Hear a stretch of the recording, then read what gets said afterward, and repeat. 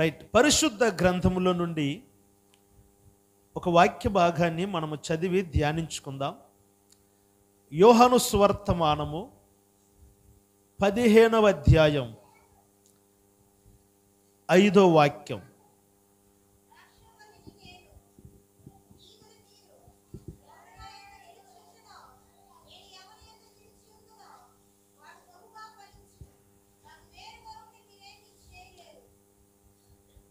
ప్రేమగల తండ్రి, పరిశుద్ధుడవై ఉన్న ప్రభువా, అల్పుడనై ఉన్న నన్ను మరుగుపరిచి నువ్వు ప్రత్యక్షమై నీ బిడ్డలకు కావలసిన మాటలు మీరు పంచిపెట్టమని యేసుక్రీస్తు నామములో ప్రార్థించడుగుచున్నాము తండ్రి, ఆమేన్.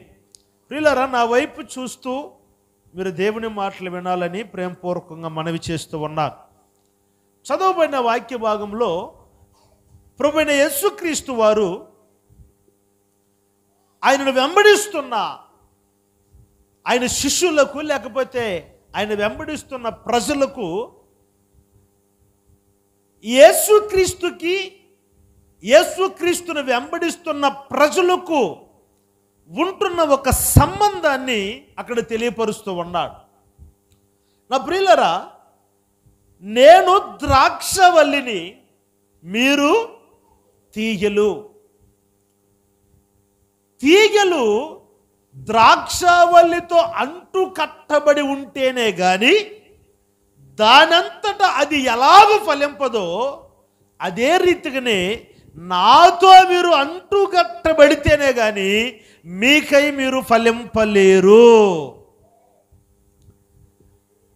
ఒక తీగ ఫలించాలంటే అది ద్రాక్షవల్లితో అంటు కట్టబడిన అనుభవంలోనికి రావాలి. ద్రాక్షవల్లిలో ఉన్న అంటు కట్టబడిన అనుభవంలోనికి ఆ తీగ రాకపోతే ఆ తీగ ఫలించదు. ఆ ద్రాక్షవల్లితో అంటు కట్టబడినప్పుడు ఎందుకు ఫలిస్తుంది ఈ తీగ అని అంటే, ద్రాక్షవల్లిలో ఉంటున్న కొంత సారము ఈ తీగలు పీల్చుకుంటాయి. అప్పుడు ఈ తీగ సోలిపోతున్నప్పుడు, ఈ తీగ సొమ్మసిల్లిపోతున్నప్పుడు ఈ ద్రాక్షవల్లి ఏం చేస్తుందంటే, ఆ సొమ్మసిల్లిపోతున్న, బలహీనపడిపోతున్న, సోలిపోతున్న ఆ తీగను ఈ ద్రాక్షవల్లి పట్టుకొని దానితో పాటి ఆ తీగను కూడా ఫలింపజేస్తుంది ఈ ద్రాక్షవల్లి. కొన్ని చెట్లు ఉంటాయి. నాకు చాలా కాలం అయిపోయింది, నేను గార్డెన్లో పనిచేసేటప్పుడు అవన్నీ ఎక్కువ పరిశీలన చేస్తుంటాను. ఆ చెట్ల పేరు మర్చిపోయాను. ఇంచుమించు 10-15 ఏళ్ళు అయింది ఆ పనులని చేసి. కొన్ని చెట్లు ఉంటాయి, ఆ కొన్ని చెట్లు కొన్ని సొమ్మసిల్లిపోతాయి, కొన్ని సోలిపోతాయి, అంటే చెప్పాలంటే చచ్చిపోయే స్థితి వస్తాయి. అప్పుడు ఏం చేస్తారంటే, ఆ తీగని తీసి బాగా ఫలిస్తూ ఎదుగుతూ ఉన్న ఆ కొమ్మకి కడతారు. ఆ కొమ్మ కట్టేస్తారు. ఇప్పుడు ఆ తీగ ఏమవుతుందంటే, ఈ కొమ్మలో ఉన్న సారమును పీల్చుకొని చనిపోవటానికి సిద్ధపడిన తీగ, బలహీనపడిపోతున్న తీగ, ఎండిపోతున్న తీగ ఆ కొమ్మలో ఉన్న సారమును పీల్చుకొని బలము పొంది మరలా ఫలిస్తుంది. హల్లెలూయా.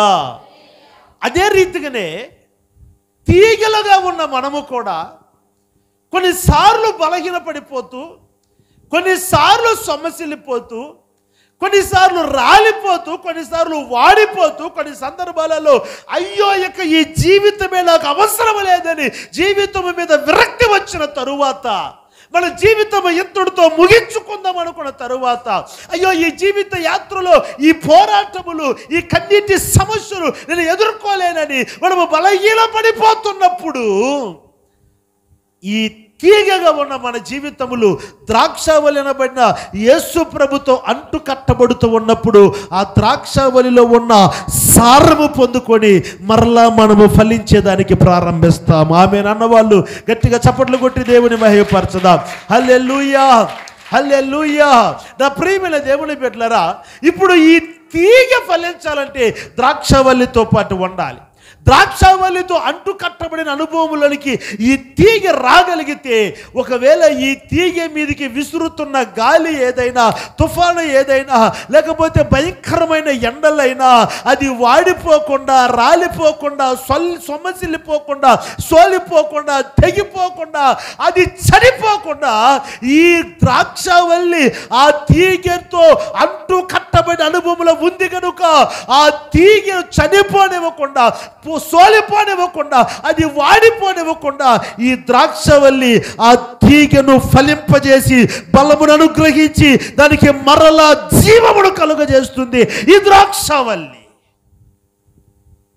నా ప్రియులరా, యేసు ప్రభువు వారు అంటున్నారు, నేనే ద్రాక్షవల్లిని, మీరు తీగలు. తీగ సోలిపోతున్నప్పుడు, సొమ్మసిల్లిపోతున్నప్పుడు, బలహీన పడిపోతున్నప్పుడు, వాడిపోతున్నప్పుడు, రాలిపోతున్నప్పుడు ఎలాగైతే ఆ ద్రాక్షవల్లి ఆ తీగను బలపరిచి బ్రతికిస్తుందో, అదే రీతిగా నాతో కూడా అంటూ కట్టబడిన వాళ్ళు ఎవరో, నీకు ఎన్ని పోరాటములు వచ్చినా, ఎన్ని శోధనలు వచ్చినా, ఎంత తుఫాన్లు చెలరేగినా, ఏ ఎండ చేత నీవు వాడిపోతున్న పరిస్థితుల్లో ఉన్నా, నాతో అంటూ కట్టబడి ఉన్నప్పుడు నా సారము నీలోనికి ప్రవహింపజేసి మరలా నేను నిన్ను బ్రతికింపజేస్తాను. కొట్టు చప్పట్ల గట్టిగా హల్లెలూయా. నేను నిన్ను బ్రతికింపచేస్తాను, సొమ్మసిల్లింప చేయను. నువ్వు సోలిపోవు, నువ్వు వాడిపోవు, నువ్వు ఎండిపోవు. కారణం ఏంటంటే నీవు నాతో కూడా అంటు కట్టబడి ఉన్నావు. నీవు నాతో అంటు కట్టబడి ఉన్నావు కనుక పొర్రపాటుల నిన్ను నేను సొమ్మసిల్లింప చేయను. దేవునికి స్తోత్రం చెప్పండి గట్టిగా హల్లెలూయా. ఒకవేళ తీగ సోలిపోవాలి, సొమ్మసిల్లిపోవాలి అని అనుకున్నా ద్రాక్షవల్లి ఒప్పుకోదు. స్తోత్రం కలుగునుగాక. ఎందుకనండి ద్రాక్షవల్లిలో ఉన్న సారము ఆ తీగలోనికి ద్రాక్షవల్లి ప్రవహింపజేస్తుంది. చనిపోతున్న స్థితి వస్తున్నప్పుడు, రాలిపోతున్న స్థితి వస్తున్నప్పుడు, ఎంతటితో ఈ తీగ ముగించబడబోతుంది చరిత్ర అనే స్థితికి ఆ తీగ వస్తున్నప్పుడు కూడా ఈ ద్రాక్షవల్లి ఆ తీగను మరలా బ్రతికింపడానికి శక్తి కలిగినది ఈ ద్రాక్షవల్లి. అదే ప్రభు అంటున్నాడు, ద్రాక్షవల్లితో తీగ అంటు కట్టబడితేనే అది ఫలిస్తుంది, లేకపోతే అది రాలిపోతుంది. అదే రీతిగానే నాతో ఎవరైతే అంటు కట్టబడి ఉంటారో వారు మాత్రమే ఫలిస్తారు, వారు మాత్రమే అభివృద్ధి చెందుతారు, వారు మాత్రమే వృద్ధి చెందుతారు, వారు మాత్రమే దీవించబడుతారు, వారు మాత్రమే ఆశీర్వదించబడుతారు. నా ప్రియమైన దేవుని బిడ్డలారా, నాకు ఆత్మీయ సిలువ రక్త బంధువులారా, ఈ సాయంకాల సమయంలో పరిశుద్ధాత్మ దేవుడు చెప్పమని చెప్పిన మాట ఒకటే, నాతో మీరుంటే మీరు ఫలిస్తారు. నాకు వేరుగా ఉండి మీరు ఏమీయు. అది ఈరోజు మెసేజ్ టైటిల్ ఆఫ్ మెసేజ్, నాకు వేరుగా ఉండి మీరు. అందరూ చెప్పాలి, నాకు వేరుగా ఉండి మీరు. నాకు వేరుగా ఉండి మీరు. నీవు ఎంత కొమ్ములు తిరిగినోడువైనా, లేకపోతే నీవు ఎంత బలాఢ్యుడివైనా, లేకపోతే నీకు ఎంత కండబలం ఉన్నా, లేకపోతే నీకు ఎంత డబ్బు బలం ఉన్నా, నీకెంత జ్ఞానం ఉన్నా, నీకెంత టెక్నాలజీ ఉన్నా, నీకు ఎంత బలగం ఉన్నా, నీ పేరేదైనా, నీ ఊరేదైనా, నీవు ఏ స్థితిలో ఉన్నవాడవై ఉన్నా, నీవు ఎంత అధికారములో ఉన్నా, ప్రభు చెప్పే మాట ఒకటే, నాకు వేరుగా ఉండి నువ్వేం చేయలేవు. స్తోత్రం చెప్పండి గట్టిగా హల్లెలూయా. ఏమండి, మా అనుభవాలు, మా ఎక్స్పీరియన్స్ సాలదంటవా నా బతుకు కంటే? నీ బతుకుకి ఒకవేళ అది సరిపోతుందేమో కానీ ఆధ్యాత్మికమైన జీవితంలో నువ్వు ఎదగలేవు. ఏమండి, దేవునికి విరోధముగా ఉండి ఏం చేయలేమంటున్నారే? ఇప్పుడు యేసుక్రీస్తును గుర్తెరగకుండా, యేసుక్రీస్తును తెలుసుకోకుండా ఎంతోమంది అన్యజనులు బ్రతకట్లేదా, తిరగట్లేదా, తినటం లేదా, బట్టలు కట్టుకోవట్లేదా, ఇల్లులు కట్టుకోవట్లేదా, నివసించట్లేదా? బాగానే ఉన్నారు కదా యేసు ప్రభువుని ఎవరో తెలియకుండా. మరి మేము ఉండలేమంటారు ఏంటంటే, నేను చెప్పే మాటలు చాలా జాగ్రత్తగా అర్థం చేసుకోండి. ఆధ్యాత్మికమైన జీవితంలో వాళ్ళు ఎదిగారా? కనీసం తలకాయలను నోపండే తల్లులారా, ఆధ్యాత్మికమైన జీవితంలో ఎదిగారా?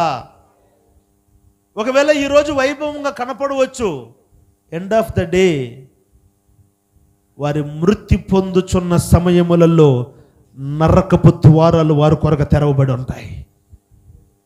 నో ప్రాబ్లం, నాకు కూడా నరకాల ద్వారాలే కావాలి అనుకుంటే ఓకే, నీకు ప్రత్యేకమైన వందనాలు, నీకు ఒక 10 రూపాయలు ఇస్తాను, 12 రూపాయలు అయిపోయింది టీ, ఆ 12 రూపాయలు ఇస్తాను, పోత టీ తాగేసి నెమ్మకి ఇంటికి వెళ్ళు.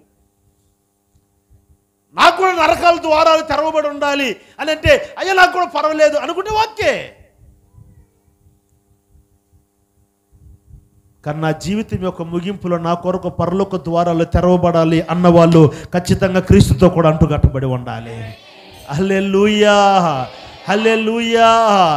ఒకవేళ ఈ లోకులు వాళ్ళకి ఇష్టమైన మార్గంలో తిరుగుతూ వాళ్ళు హ్యాపీగా ఉన్నారంటే, ఈనాటి స్థితి ఒకవేళ వాళ్ళకి హ్యాపీగా ఉండొచ్చేమో, కానీ ఈ జీవితం ముగించిన తరువాత వారు ఎదుర్కోబోతున్న సమస్యలు, వారు ఎదుర్కోబోతున్న పోరాటములు, వాళ్ళు అనుభవించబోతున్న ఆవేదన, వారు అనుభవించబోతున్న శిక్ష, వారి కొరకు సిద్ధముగా ఉన్న అగ్ని కొండముని ఒక్కసారి నువ్వు తలంచు.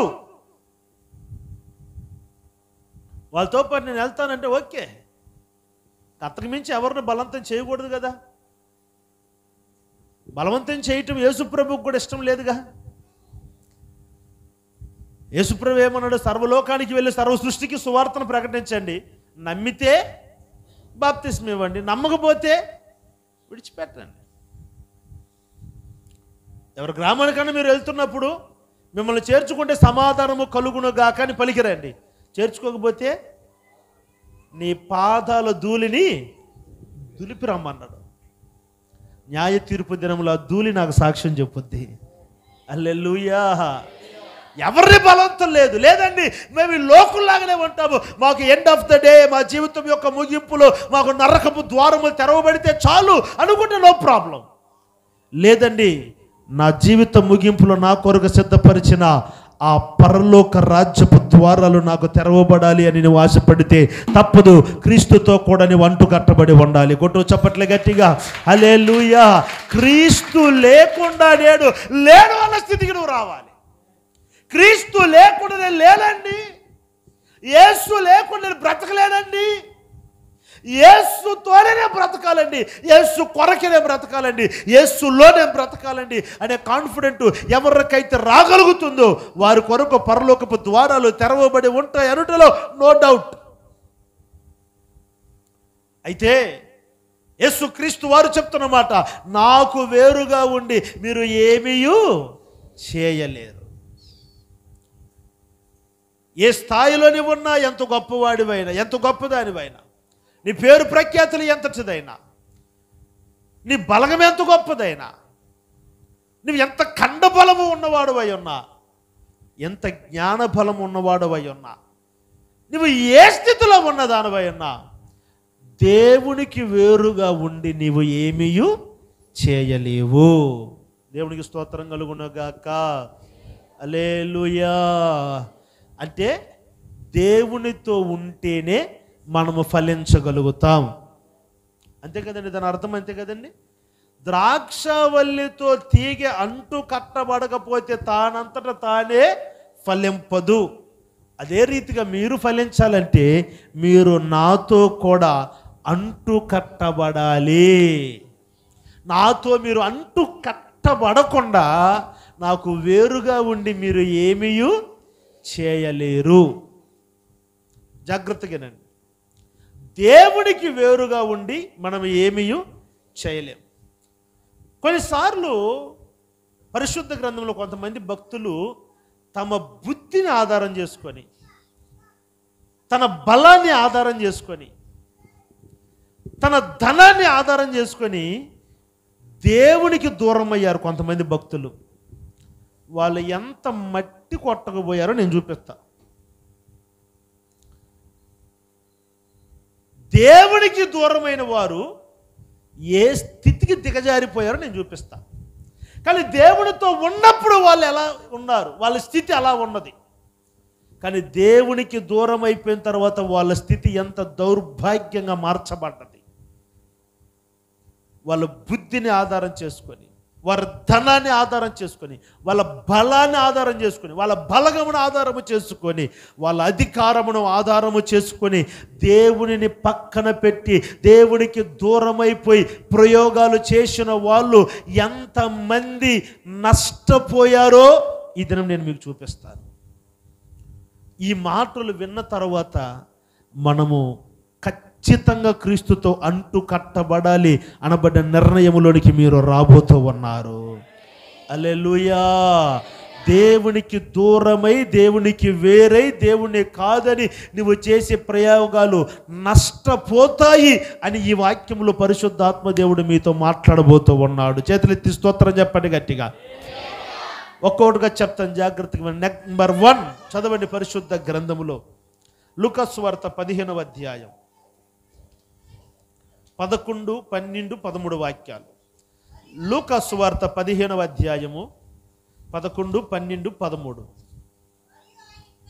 మరియు ఆయన ఇట్లా, నేను ఒక మనుష్యుడికి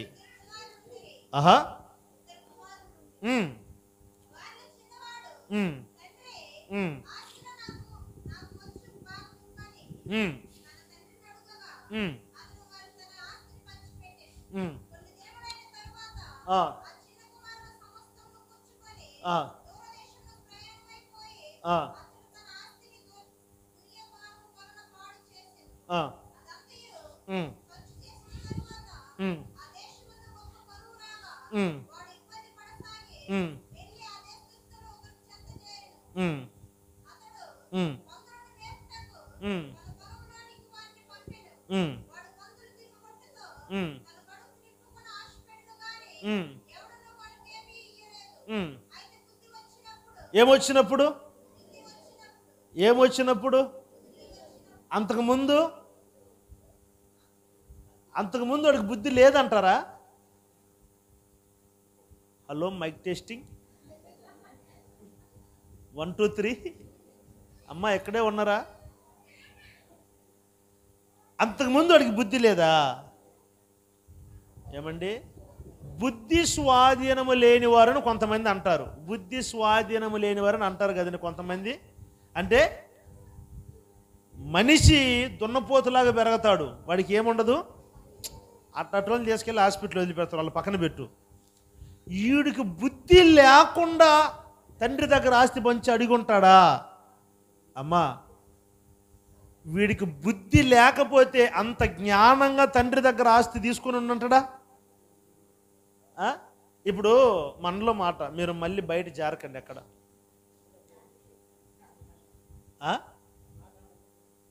ఆ మాట అన్నప్పుడు వెళ్ళిపోద్దా? ఇప్పుడు సరే అండి, ఇప్పుడు నేనున్నాను, మా నాన్నగారికి నేను అన్న ఇద్దరం కుమారులం కదా. సడన్గా నేను వెళ్ళి నా ఆస్తి నాకు పంచిపెట్టు అని అమ్మటే రాదయ్య నిదే. ఆ మాట ఎప్పుడు అంటావో నేను ఎదురు చూస్తున్నా. నీ కొరకు పత్రాలన్నీ రెడీ చేసి పెట్టాను, సంతకం పెట్టు అని అంటాడా? అసలు తండ్రి ఒప్పుకుంటాడా? నాకన్నా పెళ్ళి అయ్యి నాకు ఒకే ఒక భార్య, ఇద్దరు ఏంది రవి అన్న నవ్వుతావా? ఏంటి, ఇద్దరు పిల్లలు ఉండరు, వాడికి పెళ్ళయిందా? ఎవరికి? వాళ్ళకి తెలియలేదు. వాడికి పెళ్ళయిందా? ఇప్పుడు పెళ్ళయి భార్య బిడ్డలతో ఉన్న నేను వెళ్ళి నా ఆస్తి పంచి అంటే ఎమ్మటి ఇచ్చేస్తాడు. అసలు ఏం జరిగిందిరా, ఏమైందిరా? ఎవరు ఏమన్నారు నిన్ను? కష్టపడుతూరా, తండ్రి నుంచి దూరం పోతే కష్టపడుతూరా, ఇప్పుడు నీకు ఏం తక్కువ, ఇక్కడ ఏంది ఇబ్బంది ఏంది అని అడుగుతున్నా లేదా? ఇప్పుడు నాన్నగారి చేతులలో నుండి నా చెయ్యి ఓడబెరుక్కొని రావాలంటే నాకు ఎంత జ్ఞానం ఉండాలి. ఇలాంటి దయానిధి లాంటి జ్ఞానాలు అతనిల్ పాస్టర్ గారికి 100 జ్ఞానాలు కలిసినట్టు ఉంటాయి. నిజం, అబద్ధం కాదు. స్తోత్రం చెప్పండి గట్టిగా. ఇట్లా చూస్తూనే ఉంటాడు. ప్రభుదాస్ అన్న మైండ్ ఆడదాకా పోయింది, ఇప్పుడే పామూరు టోల్ గేట్ దాడుతుంది, కనిపెట్టేస్తారు నాన్నగారు. అంటే అన్ని జ్ఞానం అంతా. మరి ఆయన చేతిలో నుండి నా చెయ్యి ఊడబెరగటం అంటే అంత తేలిక, అంత సులభమా? అంటే పెళ్ళి అయ్యి భార్య బిడ్డలున్న నేను నా ఆస్తి పంచి పెట్టమంటేనే నాన్నగారు ఒప్పుకోరు. కష్టపడుతుంది, నా మాటినరా, నీకేంటి ఇబ్బంది ఏందిరా, ఏం చేర్చు, ఎవరు ఏమన్నారు, అమ్మ ఏమన్నా అన్నదా, అన్నేమో ఏం జరిగింది, నీకు ప్రాబ్లం ఏం చెప్పురా అని అంటాడు.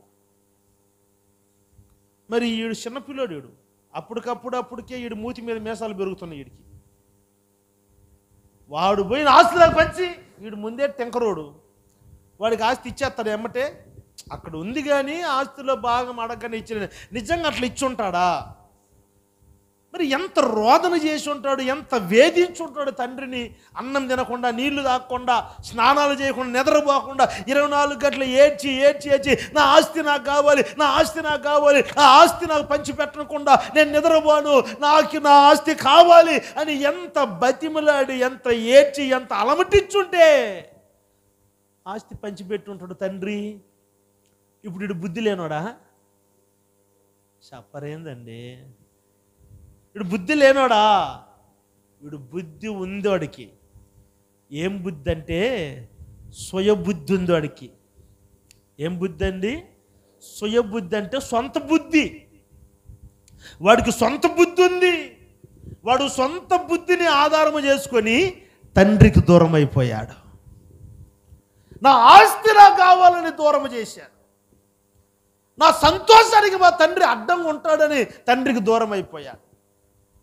మా తండ్రితో ఉంటే నేను సిగరెట్లు తాగలేను, మా తండ్రితో ఉంటే నేను షికారులకు వెళ్ళలేను, నా తండ్రితో ఉంటే నేను సినిమాలు చూడలేను, నా తండ్రితో ఉంటే నేను తాగలేను, నా తండ్రితో ఉంటే నేను లైఫ్ ఎంజాయ్ చేయలేను. ప్రతి విషయానికి నా తండ్రి నన్ను ఖండిస్తూ ఉంటాడు. కాబట్టి నా ఆస్తిని తీసుకొని నేను దూరదేశానికి వెళ్ళి నేను ఎంజాయ్ చేయాలి అన్న బుద్ధి సొంత బుద్ధి.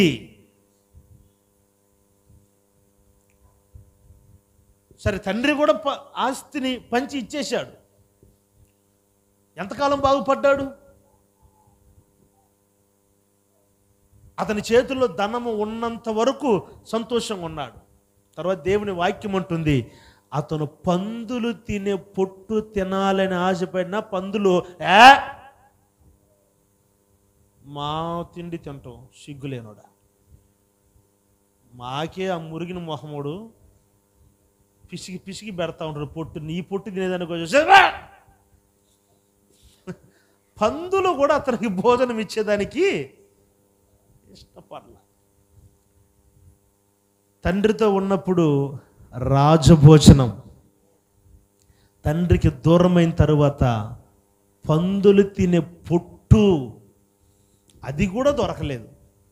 అక్కడ ఉన్న మాట, అతనికి అప్పుడు బుద్ధి వచ్చినప్పుడు, ఏం బుద్ధి అది? ఏం బుద్ధి? దైవికమైన బుద్ధి. సపట్లు కొట్టండి గట్టిగా, హల్లెలూయా. దైవికమైన బుద్ధి. అంతకుముందు స్వయబుద్ధి, అంతకుముందు తన సొంత బుద్ధి, తన బుద్ధి మీద ఆధారపడి తన తండ్రి దగ్గర తనకి రావలసిన ఆస్తిని పంచుకొని దూరదేశం వెళ్ళిపోయేశాడు. తండ్రికి దూరం అయిపోయేశాడు. తండ్రి బతిమలాడుతున్నాడు, ఒరే నువ్వు కష్టపడుతావురా, ఆకలి కుండలేవురా, తండ్రికి దగ్గర ఉంటే, తండ్రి నీడలో ఉంటే నీకు క్షేమం ఉంటుంది, ఆరోగ్యం ఉంటుందిరా. నువ్వు తండ్రికి దూరం అయిపోతే కష్టపడుతావరా. తండ్రికి దూరం అయితే నేను ఎవరంటే వాళ్ళు నిన్ను మోసపరుస్తారా, నిన్ను ఎగతాళి చేస్తారా, మొత్తం మీద నిన్ను రోడ్ల పాలు చేసేస్తారా. తండ్రి దగ్గర ఉంటే ఏ దొంగ నీ దగ్గరికి రాడురా, తండ్రి దగ్గర ఉంటే ఏ అపవాది నీ దగ్గరికి రాడురా, తండ్రి దగ్గర ఉంటే నీ మీదికి వస్తున్న శోధనలు ఏదైనా నా భుజాల మీద నేను మోస్తాను, నన్ను విడిచి పోవద్దురా అని తండ్రి బతిమలాడిన. తండ్రి దగ్గర ఉంటే నా సంతోషానికి అడ్డమైపోతాడు తండ్రి అని తండ్రి దగ్గర ఉన్న బంధాన్ని తెంచుకొని మరి దూరదేశం వెళ్ళిపోయాడు. అంటే ఇప్పుడు ఏమైపోయాడంటే తండ్రికి దూరం అయిపోయినాడు. తండ్రికి దూరం అయిపోయినాడు. ఎలా దూరం అయిపోయాడు? తన ఆస్తిని పంచుకొని దూరదేశం వెళ్ళిపోయేశాడు. అయితే నా ప్రియమైన దేవుని బిడ్డలారా, తండ్రికి దూరం అయినప్పటి నుండి అతను సంతోషాన్ని అనుభవించలా, అణువణువున చిత్ర వేదనలు అనుభవించినాడు. దేవునికి దూరమైన ప్రతి ఒక్కడు సంతోషాన్ని అనుభవిస్తున్నానని ఒకవేళ భ్రమపడితే దాని తరువాత రాబోతున్న హింసలు అసలు వాడు ఎదుర్కోలేడు. తండ్రికి దూరం అయిపోయిన తరువాత రాబోయే శాపాన్ని అసలు ఊహించలేడు. తండ్రిని గాయపరిచి, తండ్రిని దుఃఖపరిచి, తండ్రిని ఏడిపించి, తండ్రికి దూరం అయిపోయిన తరువాత రాబోతున్న శిక్ష అతని జీవితంలో అసలు మోయలేనంత బరువైపోతుంది. తండ్రికి దూరం అయిపోయేశాడు. నా ప్రియులారా, ఈ తప్పిపోయిన కుమారుడు తండ్రి ఎంత చెప్పినా తండ్రి మాటలు వినలేదు, ఎంత బతిమలాడినా తండ్రి మాట వినలేదు. ఒరే, నాకు దూరం అయిపోతే నువ్వు కష్టపడుతావురా, ఇబ్బంది పాలు అవుతావురా అని ఎంత బతిమలాడినా తండ్రి మాట వినకుండా తండ్రికి దూరం అయిపోయాడు. తండ్రికి దూరం అయిపోయినది మొదలుకొని ఇతని కౌంట్ డౌన్ స్టార్ట్ అయిపోయింది. తండ్రికి దూరం అయిపోయిన మరో క్షణము నుండి శ్రమల పాలైపోతున్నాడు. రాజభోజనము భుజించవలసిన వాడు ఈ దినమున పందులు తినే పొట్టుల దగ్గర కూర్చొని ఉన్నాడు. అనేక మందికి యజమానుగా ఉండవలసిన వాడు ఈ దినమున ఒక ఊరు పేరు తెలియని వాడి దగ్గర పందుల మేపే ఒక పని మనిషిగా చేర్చబడ్డాడు. రాజవస్త్రములు ధరించుకోవలసిన వాడు ఈ దినమున చినిగిపోయిన వస్త్రములు ధరించుకునేసి పందుల పొలములు తిరుగుతూ ఉన్నాడు. దీనికి కారణం తండ్రికి కుమారుడు వేరైపోయాడు. నా ప్రియులారా, తండ్రికి దూరం అయిపోతే సుబుద్ధిని బట్టి తండ్రికి దూరం అయిపోయాడు, తమ సొంత బుద్ధిని బట్టి దూరం అయిపోయాడు. అనుభవించిందల్లా శిక్ష, వేదన, పోరాటము. దేవునికి వేరుగా ఉండి మనము ఏమీ చేయలేము. దేవునికి స్తోత్రం కలుగునగాక. నెంబర్ 1, తప్పిపోయిన కుమారుడు తండ్రికి దూరం అయిపోయాడు, శ్రమల పాలైపోయాడు. రెండో మాట చదవండి పరిశుద్ధ గ్రంథములో. మత్తయి సువార్త 26వ అధ్యాయం 14-15 వాక్యాలు.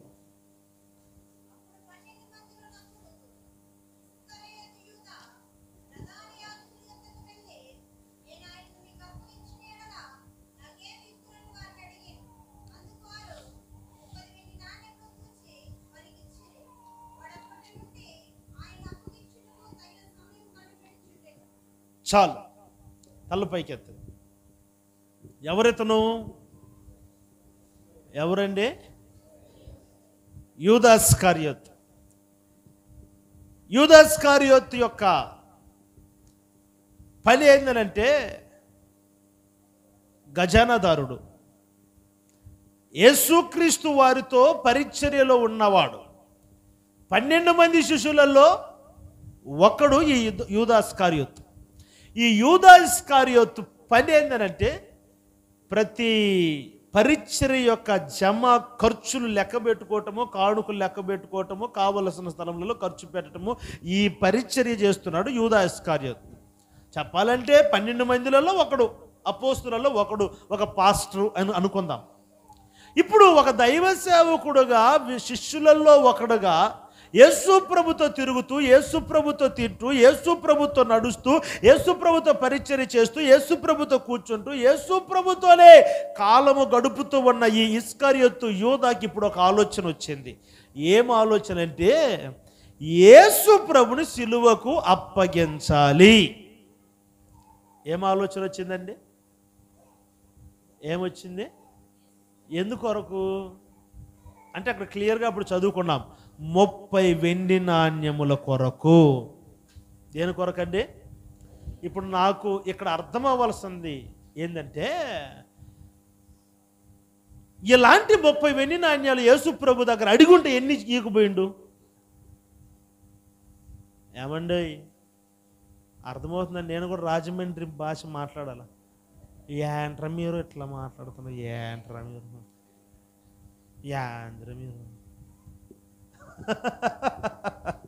ఏమంటే యేసు ప్రభుని అడుగుంటే ఇట్లాంటి 30 వెండి నాణ్యాలు ఎన్ని ఇవ్వకపోయిండు? యేసు ప్రభు దగ్గర అడుగుంటే ఇస్కరియోతు అవస్థతలు తీర్చడా? సఫర్ ఏందండి. యేసు ప్రభు ఒక ఆయన ఒక అధికారి పిల్లల అనారోగ్యంగా ఉందంటే సరే యేసు ప్రభు వారు వెళ్తున్నాడు. యేసు ప్రభు అక్కడికి వెళ్ళి స్వస్థపరిచే లోపే రక్తస్రావం కలిగిన స్త్రీ యేసు ప్రభు వస్త్రాన్ని ముట్టుకున్నది. ఏమంటే యేసు ప్రభు తిరిగి చూశాడు, ఎవరిలోనికి నా ప్రభావం బయలుదేరింది అన్నాడు.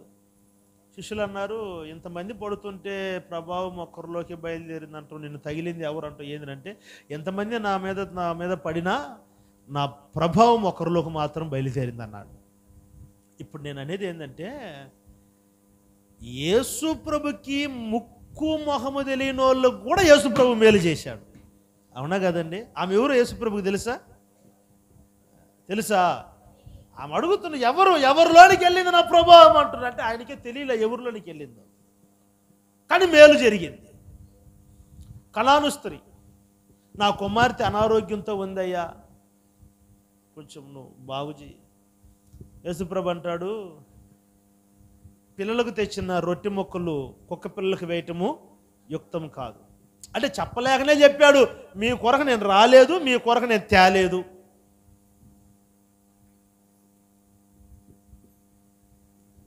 వస్తానన్న యేసురాజు రాకమానున్నా, తెస్తానన్న బహుమానం ఎవరి కొరకు? యేసు ప్రభుని నమ్ముకున్న వారి కొరకు.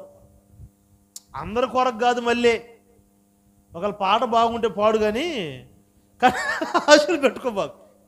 అందరి కొరకు కాదు, యేసు క్రీస్తు చేత రక్తము చేత కడగబడిన వారికి ఆయన బహుమానం చేస్తాడు, అంతే.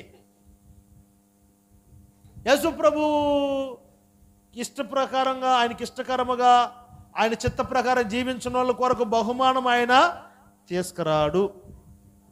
ఆ మధ్య ఒక ఆయన అంటా ఉండు, ఏంటంటే, ఎవరి క్రియలకు తగిన జీతము నా దగ్గర ఉందని వాక్యం చెప్పిన. నేను వాక్యం చెప్తే కనీసం నీకు ఒక 10 లక్షలు అయితే నాకు ఒక 2 లక్షలను రాదా అంటుండ ఆయన. ఈ జీతం అనుకున్నాడు ఆయన. అంటే నువ్వు సేవకుడు ఒక 10 లక్షలు వస్తుంది అనుకో, నాకు కనీసం ఒక 2 లక్షలు. నీ తలకాయని తీసుకెళ్ళి ఏ చెరువులో ముంచాలరా నాయన. అంటే ఈ జీతం కాదు, ఎవరి క్రియలకు తగిన ప్రతిఫలము వారికి ఇస్తాడు. హల్లెలూయా.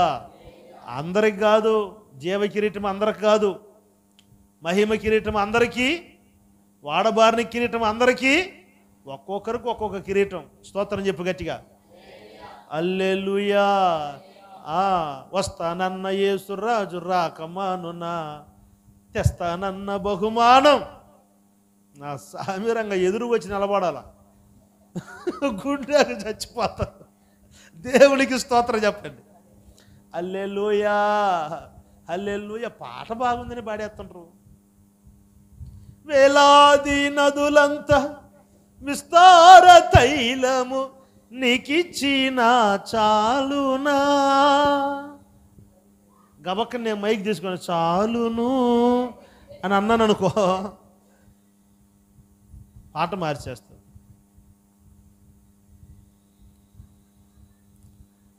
అంటే వస్తానన్నవాడు రాక ఖచ్చితంగా మాండు, బహుమానం తెస్తాడు. అందరికి కాదు, మళ్ళీ తెస్తాడు ఊరక. దేవుని స్తోత్రం చెప్పండి గట్టిగా, హల్లెలూయా.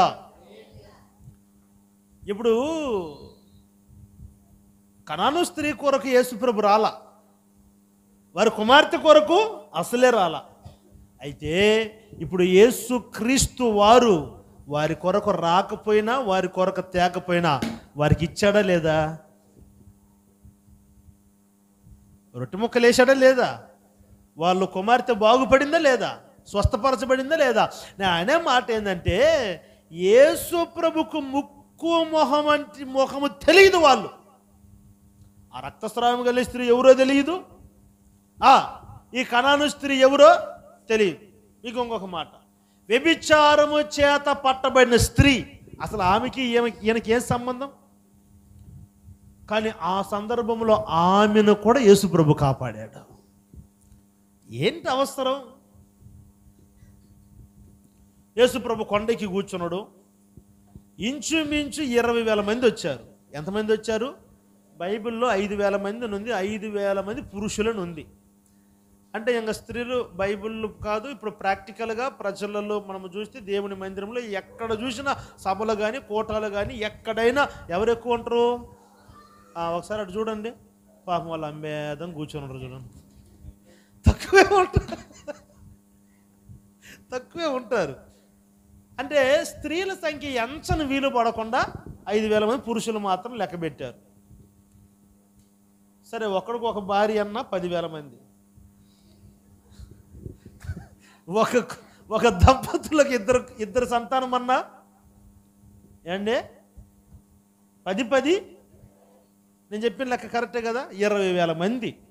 20,000 మంది యేసుప్రభు వరకు చెప్పాడా? యేసుప్రభు పోషణ కోటానికి రండి కోటానికి రండి అని చెప్పాడా? సువార్త స్వస్థత మహాసభలు, రోగమా, కోర్టు సమస్యలా, అప్పుల సమస్యలా, రండి. నాకు అనిపిస్తుంది అప్పుల సమస్య ఒక 2 లక్షలు ఉన్నారా అది యేసుప్రభు పిలిచాడా? చెప్పరేందండి, పిలవలే ఎవరిని. యేసుప్రభు వెళ్ళి కూర్చుంటే జనాలు వచ్చేసారు. వాళ్ళు ఎవరో యేసుప్రభుకి తెలుసా? చెప్పరేందండి. సిఆర్పిఎఫ్లో మొన్న మీటింగ్ జరిగితే జనాలు కుప్పలు తెప్పలు వచ్చేసారు కదండి. వచ్చిన వాళ్ళందరూ సెకండ్ చేసి, అన్న బాగుండ్రా, నేను తెలుస్తుంది కానీ ఎవరో తెలియట్లేదన్న. నిజం, ఎదురుగుండి తెలుస్తుందని తెలియకుండా అట్టుంటుంది. నేను గుడ్డు అన్నా, నేనన్నా పలానా పక్కన అడుగుతాడు, ఎవరన్నా తెలియలేదురా చెప్పటం. 20,000 మంది యేసుప్రభుకి తెలుసా? ఎవరో తెలుసండి. కానీ అయినా వారి ఇంటికి వెళుతున్నప్పుడు రొట్లు చేపల చేత వాళ్ళ కడుపును తృప్తిపరిచి పంపించాడు. మాకు పెట్టిండా అన్నట్టు చూస్తున్నారు. అదిగో ఆ బ్యాచ్ మాకు పెట్టలేదే, మేము ఎక్కడికి పోయినాం ఆ టైంలో అన్నట్టు. నా ప్రియులరా, యేసు ప్రభుకి వాళ్ళెవరో ముక్కు మొహం తెలియని వాళ్ళకే యేసు ప్రభు మేలు చేసినప్పుడు ఇస్కరియోతు యోధ 24 గంటలు యేసు ప్రభుతో తిరిగేవాడు. ప్రభువా నాకు ఈ సహాయం నాయన అని అడిగితే యేసు ప్రభు చేయడా? ఏమండి, నేను అప్పుడప్పుడు ఒక మాట అంటుంటాను. ఏంటంటే, కొంతమంది బాగా నలిగిపోతున్నప్పుడు, స్ట్రగుల్ అయిపోతున్నప్పుడు అంటారు, ఎందుకు ఇంత బాధపడుతున్నారు, ప్రార్థన చేయండి, దేవుణ్ణి అడగండి అంటే వాళ్ళు ప్రార్థన చేస్తున్నాం దేవుడు ఎత్తడా అని అడుగుతాడు. అప్పటికే మండిపోయి ఉంటా. అసలు దేవుడు మనకి కొన్ని ఇంకెవడికి ఎత్తడక్క? అసలు ఆయనకి ఎవరు ఉండరు? ఏందిరా ఎవరు అరుస్తా ఉండరు? ఏందిరా అది? ఒరేయ్, నేను పిల్లలు అందరు నిద్రపోతుండ్రే, ఆడ గోలను నన్ను చూస్తున్నా నేను. నా ప్రియులారా, అసలు ప్రభు దగ్గరకు వచ్చిన వారి ప్రభు పస్తు పెడతాడా? అసలు మనం అడిగితే ఆయన ఇవ్వనని అంటాడండి. ఆయనకి ఎవరు ఉండరు ఇంకా? ఆయన తప్పితే మనకెవరు ఉండరు ఇంకా?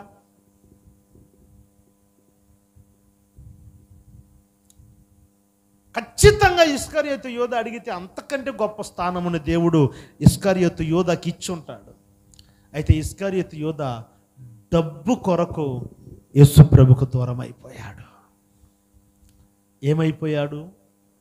దేవుని కొరకు ప్రపంచమును గట్టగట్టలాడించవలసిన ఇస్కరియోతు యోధ యేసు ప్రభు ప్రాణము పోయేలోపే ఉరి పెట్టుకొని చనిపోయాడు.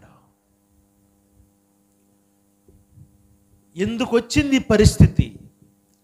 ప్రతిఫలించవలసిన వాడు, ఫలించవలసిన వాడు, అనేక ప్రజలకు యేసు ప్రభుని సువార్తను ప్రకటించవలసిన వాడు.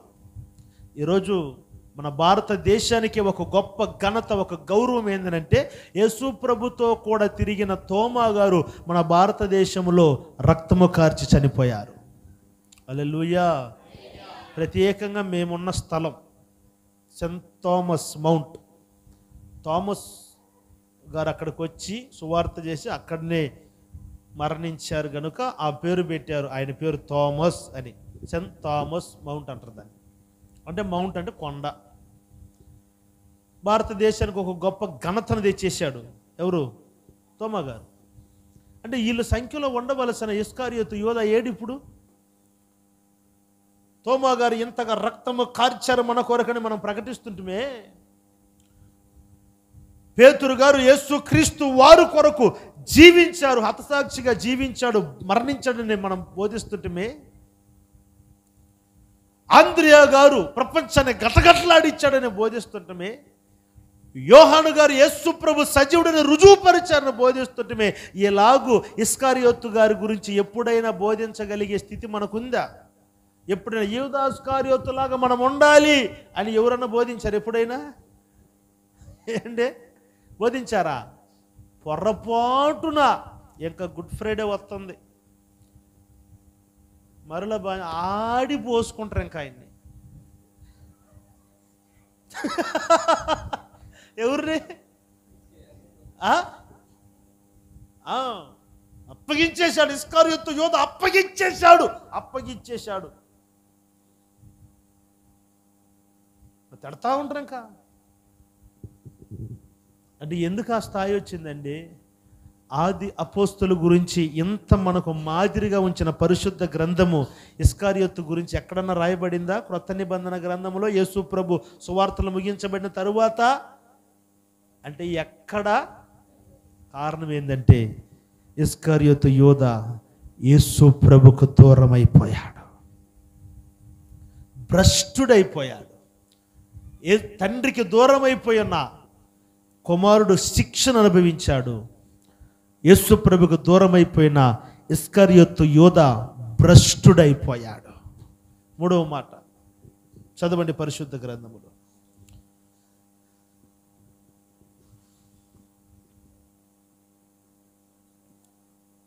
సమూయేలు మొదటి గ్రంథం 13వ అధ్యాయం 8, 9, 10 వాక్యాలు.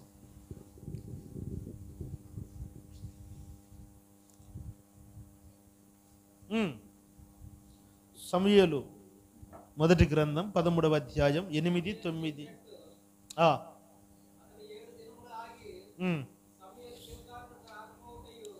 సమూయేలు గిల్గాలుకు రాకపోవుటయు జనులు తమ యొద్ద నుండి చెదిరిపోవుట చూచి దహన బలులను సమాధాన బలులను నా యొద్దకు తీసుకొని రమ్మని చెప్పి. ఎవరు అర్పించింది? చదువు, ఇంకా చదువు. అతడు దహన బలి అర్పించి చాలించిన వెంటనే సమూయేలు వచ్చెను. సౌలు అతన్ని కలుసుకొని అతనికి వందనములు చేయుటకై బయలుదేరగా సమూయేలు అతనితో, నీవు చేసిన పని ఏమిటి? అందుకు సౌలు, జనులు నా యొద్ద నుండి చెదరిపోతున్నది నేను చూశాను, నువ్వేమో రాకపోతేవి, ఆలస్యం చేతివి, ఇంకేం చేయమంటావు పాస్టర్ గారు? నువ్వు చేయవలసిన పని నేను చేశా, మర్యాద కాలుకి.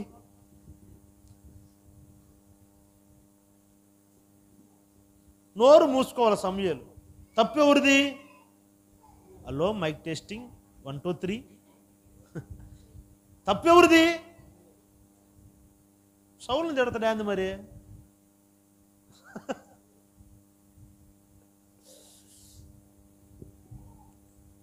నీ సింహాసనాన్ని దేవుడు స్థిరపరచాలని ఆశపడ్డాడు, కానీ నీ సింహాసనము నిలబడదు అని అన్నాడు.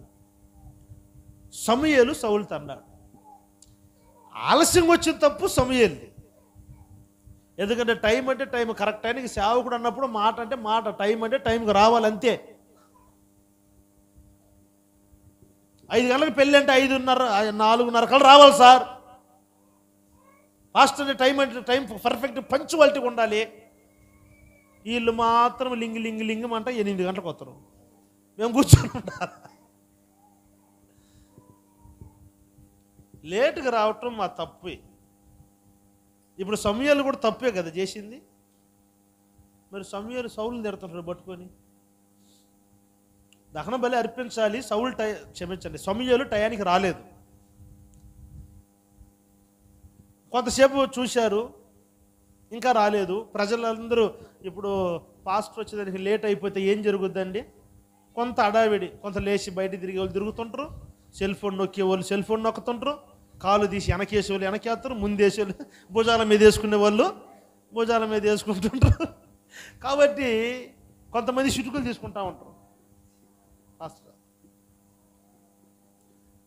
ఇవన్నీ చూసిన సౌలు ఏం చేశాడంటే, ఓయమ్మ ఇది గలబైపోయి అందరు చెదిరిపోతాను, అంతలో మనం బలి ఇచ్చేద్దామని బలి ఇచ్చేసిన వెంటనే వచ్చేసాడు సమూయేలు.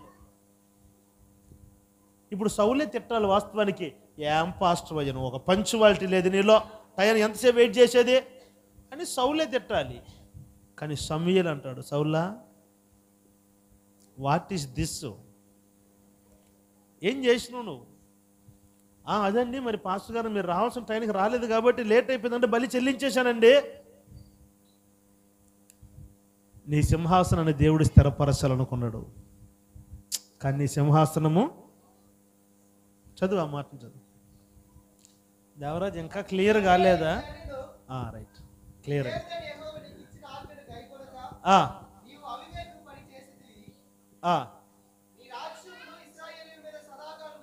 నీ రాజ్యమును స్థిరపరచాలని ప్రభు నిర్ణయించాడు. అయితే నీ రాజ్యం ఇంకా నిలబడి. ఏం చేశాడు తప్పు? ఏం చేశాడు? తలపైకెత్తాడు. సేవకుడిని కాదు అని సేవకుడు చేయవలసిన పనిని తానే చేశాడు. అది పొరపాటు. స్తోత్రం చెప్పండి గట్టిగా. చీపిరి కట్ట పని చీపిరి కట్టే చెయ్యాలి, చేట పని. కొంతమంది అంగట్లలో చూస్తే చీపిరి కట్టతో దోసి రాయిని తుడుతూ ఉంటారు.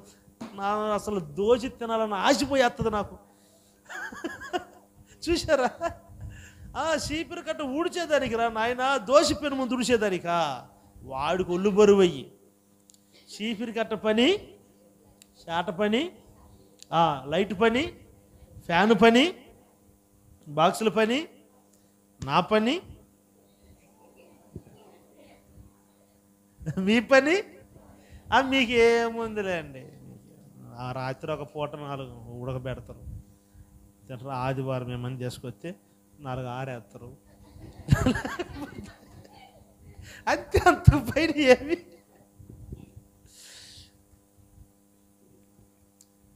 సేవకుడిని కాదు అని సేవకుడిని పక్కన పెట్టేశాడు.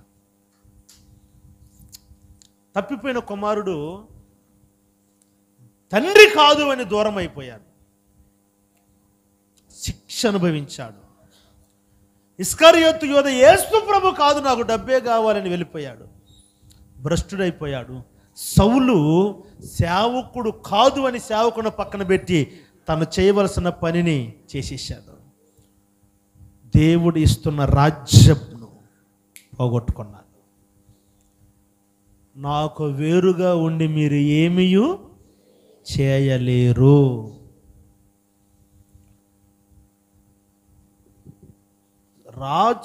నువ్వు రాజు కావచ్చు, రాజ్యములు పరిపాలించేవాడు కావచ్చు, అది నీ స్థానం, దేవుడు నీకు ఇచ్చిన స్థానం. అదే పేతురు అంటాడు, మీరు ఏ స్థితిలో నుంచి పిలువబడితారో అదే స్థితిలోనే మీరు ఫలించాలి అని అంటాడు. అక్కడే మీరు అభివృద్ధి చెందాలి, మీరు పిలువబడిన పిలుపులో మీరు నిలిచి ఉండాలి, ఆ స్థితిలోనే మీరు ఫలించాలి. దేని కొరకు ప్రభు మిమ్మల్ని పిలిచాడు ఆ స్థితిని మనము మరిచిపోకూడదు.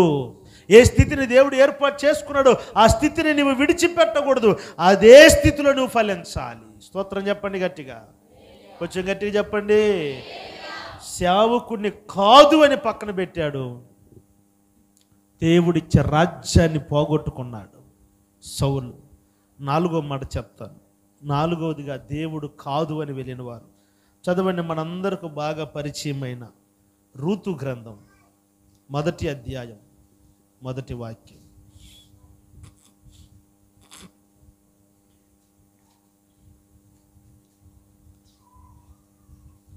రూతు 1వ అధ్యాయం 1వ వాక్యం. ఉమ్, దేశంలో కరువు కలగగా ఆ, యూదా బెత్లెహేము నుండి ఉమ్, ఒక మనుషుడు తన భార్యను తన ఇద్దరు కుమారులను వెంటబెట్టుకొని ఉమ్, మోయాబు దేశంలో కాపురముంటకు వెళ్ళాడు. ఉమ్, ఆ మనుషుని పేరు ఉమ్, ఎలీమెలెకు, ఉమ్. అతని భార్య పేరు నయోమి. చాలు, తలపైకి ఎత్తండి. ప్రియులరా, బెత్లెహేములో ఒక కుటుంబం కాపురం ఉంది. బెత్లెహేములో కుటుంబం కాపురం ఉంది. భార్యాభర్తలు. అతని పేరు ఎలీమెలెకు, నయోమి. వారికి ఇద్దరు కుమారులు. ఇద్దరు కుమారులకి వివాహమైంది. ఇప్పుడు ఏం జరిగిందంటే ప్రియులరా, బెత్లెహేములో కొంత కరువు వచ్చింది. బెత్లెహేము అంటే రొట్టెల ఇల్లు అని అర్థం. అందరు చెప్పండి, బెత్లెహేం అంటే రొట్టెల ఇల్లు. బెత్లెహేం ఎక్కడుందంటే యెరూషలేములో ఉంది. ఎక్కడుందండి? ఇప్పుడు మనకు అడ్రస్ ఏం చెప్తామండి? ఇది వరదరాజపురం. వరదరాజపురం. ఇప్పుడు అడ్రస్ చెప్పేటప్పుడు నజరత్పేట వరదరాజపురం నంబర్ పలానా అని చెప్తాం. అంటే నజరత్పేటలో వరదరాజపురం వీధి, స్ట్రీట్ నజరత్పేటలో వరదరాజపురం. ఇంకా కొంచెం బాగా చెప్పాలంటే పూందమల్లి నజరత్పేట వరదరాజపురం. ఇంకా అడ్రస్ చెప్పాలంటే వరదరాజపురం నజరత్పేట పూందమల్లి చెన్నై అంటారు. అంటే నా ప్రియులరా, ఈ నజరత్పేటలో వరదరాజపురం ఉంది. అదేలాగానే బెత్లెహేము, యెరూషలేములో బెత్లెహేం. యెరూషలేము అంటే దేవుని మందిరం. దేవుని మందిరములో రొట్టెల ఇంటిలో ఉంది నయోమి. ఎక్కడుందండి? యెరూషలేము అంటే దేవుని మందిరం, బెత్లెహేం అంటే రొట్టెల ఇల్లు. యెరూషలేము దేవుని మందిరములో, బెత్లెహేము రొట్టెల ఇల్లులో ఉంది. రొట్టెల ఇంట్లో అంటే మీకు అర్థమవుతుందని చెప్తాను. భోజనపు బల్ల దగ్గర ఉంది. స్తోత్రం చెప్పండి గట్టిగా. హల్లెలూయా. మీ పిల్లలు నా భోజనపు బల్ల చుట్టూ ఒలివ మొక్కలై అంత గొప్ప భాగ్యం పొందుకుంది ఈ తల్లి. యెరూషలేము అంటే దేవుని మందిరము, బెత్లెహేం అంటే రొట్టెల ఇల్లు. అంటే భోజనపు బల్ల దగ్గర రొట్టెల ఇంటిలో ఉంది. ఎప్పుడు నవ్వుతానే ఉంటే మనకు కూడా బోరు కొట్టద్దు. చూసారా? హలో, ఎప్పుడు బోరు కొడతానే ఉంటే, ఎప్పుడు నవ్వుతానే ఉంటే మనకు కూడా ఎప్పుడు ఎండలే వస్తే ఎట్టుంటుందండి? సచ్చూరుకుంటాం. ఇప్పుడు 12 నెలలు ఎండలు కాస్తే బతుకుతాం మనుషులు. 12 నెలలు వర్షాలు పడితే ఇంకేడుంది? మొన్న ఒక్క రోజు, ఒక నైట్, ఒక పగులు వర్షం పడితే అల్లాడి చచ్చిపోయాం. కొన్ని ఇల్లులు ఇప్పుడు కూడా ఇంకా కోలుకొని బయటికి రాలా. 12 నెలలు వర్షాలు పడితే, 12 నెలలు మంచు పడితే ఇప్పటికి సీదినోళ్ళు సీదినట్టే ఉంటుండే. ఎన్ని టాబ్లెట్లు మింగినా అది ఆగట్లే. కొన్నిసార్లు ఎండ తగలాలి, వర్షాలు పడాలి, మంచు. ఇది జీవితం యొక్క ప్రాక్టికల్. జీవితంలో అన్ని నవ్వు ఉండాలి, సంతోషం ఉండాలి, దుఃఖం ఉండాలి, కోపం ఉండాలి, సమాధానం ఉండాలి, అన్నీ ఉండాలి. అదే జీవితం అంటే. ఈ ఆంటీ ఉందే, ఈ ఆంటీకి ఎప్పుడు 24 గంటల కళ్ళు తెరిస్తే రొట్లు కనపడాల. ఒకరోజు ఎప్పుడు రొట్లు కనపడలేదని కోపం వచ్చేసింది ఆంటీకి. కోపం వచ్చి, ఎవరు అంటారా ఈ ఊర్లో, మా అమ్మగారింటికి పాప. మోయాబీల దేశాన్ని పోయింది. మోయాబీల దేశం అంటే దెయ్యాల గృహం. అది విగ్రహాలు ఎక్కువ, విగ్రహాల దేశం. మీరు గమనించండి, ఎక్కడి నుండి ఎక్కడికి పోతుందంటే యెరూషలేములో నుండి, రొట్టెల ఇంటిలో నుండి విగ్రహారాధనలు జరుగుతున్న దేశానికి పోతుంది. విగ్రహారాధనలు చేసేవాళ్ళు ఎక్కడికి రావచ్చు, కానీ ఎక్కడుండే వాళ్ళు అడిగి పోవచ్చా? అమ్మా, మన పితరులు కూడా కొలిసిన వాళ్ళే. నిజాలు ఒప్పుకోవాలి, పులిపీట మీద ఉన్నా కాబట్టి. అవునా కదా? మా జేజనాన్న పేరు నాగయ్య. మాది నాగిరెడ్డిపల్లి. అమ్మ గ్రేస్, మరి నీది కూడా నాగిరెడ్డిపల్లె? జుట్టుకే కదా, అంటే జుట్టుకి అంటే ఎక్కువ శాతం నాగిరెడ్డిపల్లి ఉంటారు కదా, అందుకు అడిగానులే. Please don't mind. నాగిరెడ్డిపల్లి నాగయ్యని ఎందుకు వచ్చింది మా జైనానికి పేరు అని అడిగిన. నాగయ్య అంటే ఏంది? నాగపాము ఎందుకు వచ్చింది అని అడిగా. ఎందుకంటే నాకు బాగా జ్ఞాపకాలు ఉన్నాయి. మా జేజ నాన్నగారు మంచి భక్తి కలిగిన వారు, పెద్ద చర్చిలో ట్రెజరర్గా పనిచేశారు. మంచి భక్తి, మంచి ప్రార్థనా పరులు మా జయ నాన్నగారు. అంటే ఇట్లాంటి వాడికి నాగయ్యని ఎందుకు పేరు పెట్టారు? మా నాన్న పేరు నతనేలు, మంచి పేరే. నా పేరు దయానిధి. నాన్న జయనాన్న గారికి ఎందుకు వచ్చిన చరిత్ర అంటే, మా జేజీ నాన్నోళ్ళ నాన్నగారి తరములో నాగదేవతలు కొలిసేవారట. నాగపాములకి పాలు పెట్టేవారు. ఆ పుత్తులు ఉంటాయి, పాము పొట్లు, తెలుగు తమిళ్లో పుత్తు అని అంటారు కదా, పాము పొట్లు ఉంటాయే, ఆ పాము పొట్లు మా ఇంటి చుట్టూ ఉంటాయంట. అప్పుడు వాటికి ఉదయం సాయంత్రం పాలు పెట్టేవాళ్ళంట. అంటే ఆ నాగదేవతలు కొలిచేవారు వాళ్ళు. అయితే మా జేజనాన్నగారు తరము నుండి మారిపోయింది స్థితి. Praise the lord. అట్లా మీరు కూడా మీ బ్యాక్గ్రౌండ్ వెనక్కి తిరిగి చూస్తే ఇట్లానే వచ్చి ఉంటుంది. అవునా కదండి? ఇప్పుడు విగ్రహ ఆరాధన నుండి యెరూషలేముకి వచ్చాం, కానీ యెరూషలేము నుండి మళ్ళీ అడిగి పోవచ్చా? మళ్ళీ నేను పోయి పుట్ల కడిగి పోయి పాలు పెడితే ఎట్లుంటుంది వ్యవహారం? ఏమండి, కొంతమంది ఊహిస్తున్నారు ఎట్లుంటుంది.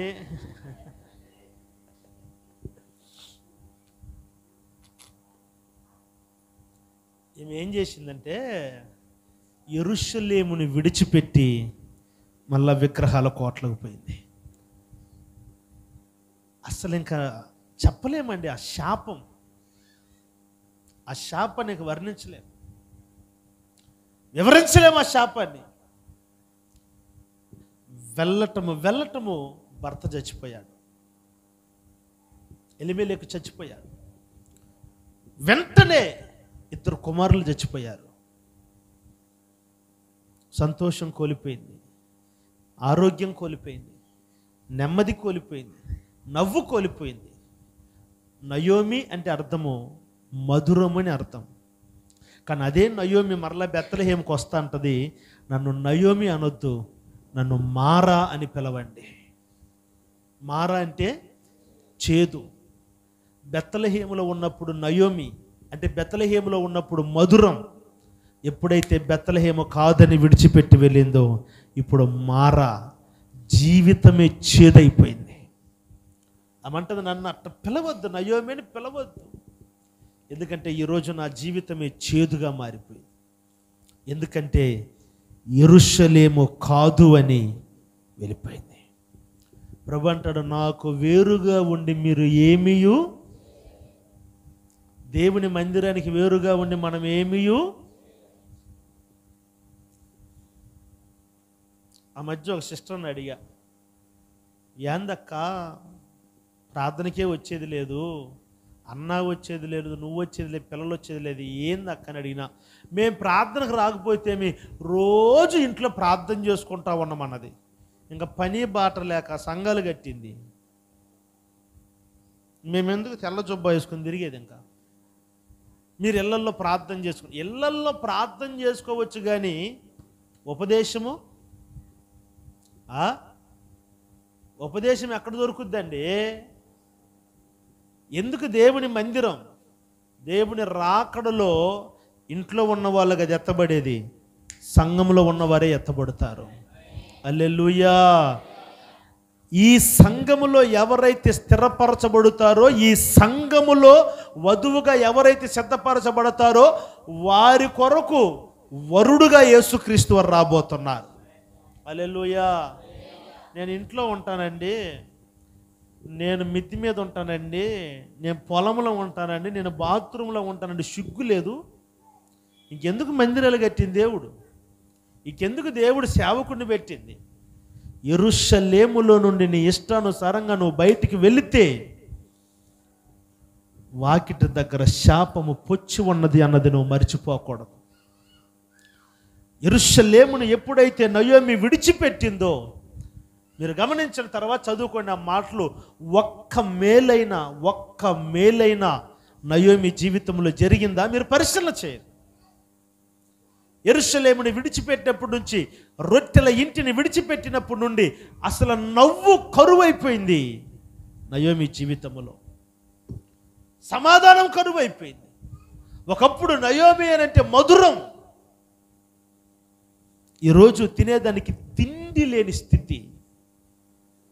ఆమె అంటుంది వచ్చుతున్న కోడలను కూడా, అమ్మా నా భర్త పోయేశాడు, నా పిల్లలు పోయేశాడు, కనీసం మీరన్నా నాకు తోడుగా ఉంటారా అని అడగవలసిన నయోమి ఏమంటుంది, మీరు కూడా వెళ్ళిపోండి అని అన్నది. ఎందుకంటే అక్కడ అంటది, మీకు అంత ఆహారం పెట్టే స్థితి కూడా నాకు. చూసారండి ఏ స్థితి? రొట్టెల ఇంటిలో ఉన్నప్పుడు నీ స్థితి ఎట్లా ఉన్నది? కొంచెం కరువు వచ్చిందని, కొంచెం ఎండ తగిలిందని, ఒక చిన్న జలుబు వచ్చిందని, చిన్న జ్వరం తగిలిందని, చిన్న కాళ్ళనొప్పి వచ్చింది, చిన్న కెల్లవాతం వచ్చిందని చెప్పి యెరూషలేమును వదిలిపెట్టి వెళ్ళిపోతావా? యెరూషలేములో నీకు కీళ్ళ నొప్పి రావచ్చు, కాళ్ళ నొప్పి రావచ్చు, శరీర అనారోగ్యం రావచ్చు, మరణకరమైన వ్యాధి రావచ్చు.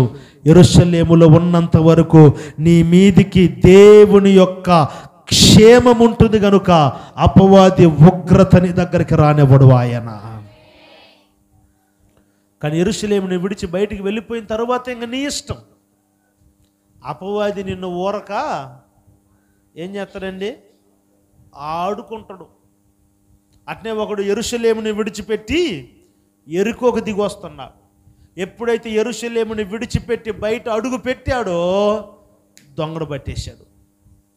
దొంగడు బట్టి ఏం చేశాడు? ఆడుకుంటున్నాడు, బట్టలు తీసేశాడు, అతని దగ్గర ఉన్నదంతా దోచేసుకున్నాడు, అతను కొట్టాడు, గాయపరిచాడు, కొన ప్రాణాలతో విడిచాడు. అంటే యెరూషలేములో ఉన్నంత వరకు దొంగ ఎందుకు రాలేదు అక్కడికి? ఈ దొంగ ఎవడు? ఫస్ట్ వాడు అపవాదిగాడు దొంగ. యెరూషలేములో ఉన్నంత వరకు వాడు ముట్టగలిగాడా? వాడి దగ్గరికి రాగలిగాడా? వాడు బట్టలు ఓడదీయగలిగాడా? కనీసం వాడు కచ్చిపును కూడా ముట్టుకోలేకపోయాడు దొంగ. కానీ యెరూషలేముని విడిచి బయట అడుగుపెట్టిన తరువాత వాడి దగ్గర ఉన్నది మొత్తం దోచుకున్నాడు దొంగ. యెరూషలేములో నీకు భద్రత ఉంటుంది, యెరూషలేములో నీకు క్షేమం ఉంటుంది. కానీ యెరూషలేమును కాదు అని నువ్వు ఇంట్లో ఉన్నావంటే, ఈడ ఆరాధన జరుగుతున్నప్పుడు నీవు టీవీల ముందు ఉన్నావంటే, దైవ సేవకుడు మందిరంలో నీ కొరకు ఉపదేశం బోధిస్తున్నప్పుడు నువ్వు మంచాల మీద పడకల మీద ఉన్నట్లయితే ఇంకా నా నోటితో నేను ఆ మాట చెప్పకూడదు. యెరూషలేముకు దూరం అవుతున్నావేమో జాగ్రత్త. నాకు వేరుగా ఉండి మీరు ఏమీ చేయలేరు. దేవునికి వేరయుండి ఎంతమంది నష్టపోయారో 4 విషయాలు చెప్పాను. ఒకటి, తప్పిపోయిన కుమారుడు తండ్రికి దూరం అయిపోయాడు. తండ్రి దగ్గర ఉన్నంత వరకు రాజభోజనం, ఇప్పుడు పందులు తినే పొట్టు. దూరం అయిపోయాడు, శిక్ష అనుభవించాడు. తండ్రికి దూరం అయిపోయినప్పుడు నుండి అతనికి శిక్ష. యేసు ప్రభుని కాదని 30 వెండి నాణేల కొరకు యేసు ప్రభుకు దూరం అయిపోయాడు. ఇస్కరియోతు యోధ భ్రష్టుడైపోయాడు. సేవకుడు అనబడి పిలువబడవలసిన వాడు ఈ దినం అసలు పరిశుద్ధ గ్రంథములో, క్రొత్త నిబంధన గ్రంథములో, ఆది అపోస్తుల పరిచర్యలలో రూపురేఖలు లేకుండా పోయాడు. భ్రష్టుడైపోయాడు. మూడవదిగా, సౌలు సేవకుడిని కాదు అని సొంత నిర్ణయం తీసుకున్నాడు. దేవుడు ఇస్తున్న రాజ్యమును పోగొట్టుకున్నాడు. నయోమి ఒక చిన్న కరువు వచ్చిందని యెరూషలేముని మందిరాన్ని విడిచిపెట్టింది. భయంకరమైన శాపం. ఇంకా మాటలతో ఆ శాపాన్ని మనం చెప్పలేం. దేవునితో అంటు కట్టబడి ఉన్నంత వరకు, యెరూషలేములో ఉన్నంత వరకు నయోమికి క్షేమం. దైవ సేవకుని ఆలోచన తీసుకున్నంత వరకు సౌలు రాజ్యం స్థిరపరచబడింది. యేసు ప్రభుతోనే ఉన్నంత వరకు ఇస్కరియోతు ఒక దైవ సేవకుడుగా ఉన్నాడు. తండ్రితో ఉన్నంత వరకు ఒక రాజకుమారుడిలాగా ఉన్నాడు. ఎప్పుడైతే వీళ్ళందరూ దూరం అయిపోయారో వారి జీవితాలు శాపకరంగా మారిపోయినాయి.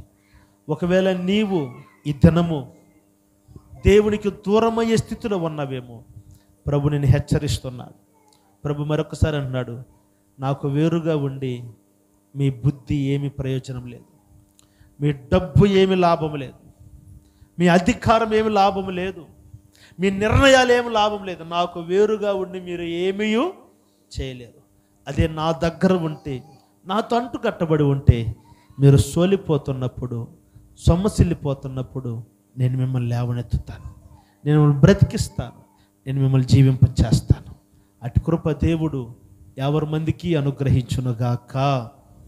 ఆమేన్. అందరు లేచి నిలబడదాం. పోలన్న గారు ఒక ప్రత్యేక